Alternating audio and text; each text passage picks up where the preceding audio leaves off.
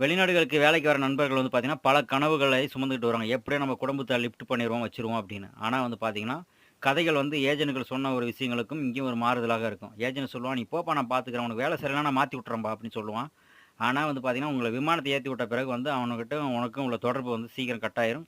நீங்க இல்ல வேலை சரியில்ல வைக்கல நீ கால் பண்ணியிருந்தாலும் கொஞ்ச நாள் பார்ப்பான். அதன் பிறகு அவனே வந்து உன்னோட நம்பர பிளாக் பண்ணிட்டு கூட போய்க்கிட்டே இருப்பான்.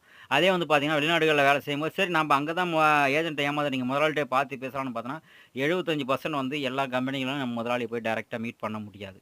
ஒரு 25% சின்ன சின்ன கம்பெனிகள முதலாளிகள வந்து நம்ம பார்க்கலாம். பார்த்தா நம்ம சொல்ற விஷயத்த வந்து அவங்க அக்செப்ட் பண்றது ரொம்ப கஷ்டம்.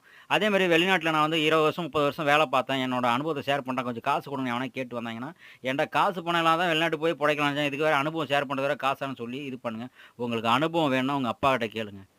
எங்க போனா, "எப்பா பார்த்து பத்திரமா சூதானமா போ" அப்படின்னு சொன்னாங்கன்னா, அதுல 1000 விஷயங்கள் அடங்கியிருக்கும். உங்க அப்பாவுக்கு மேல ஒரு அனுபவம் யாரும் தர முடியாது.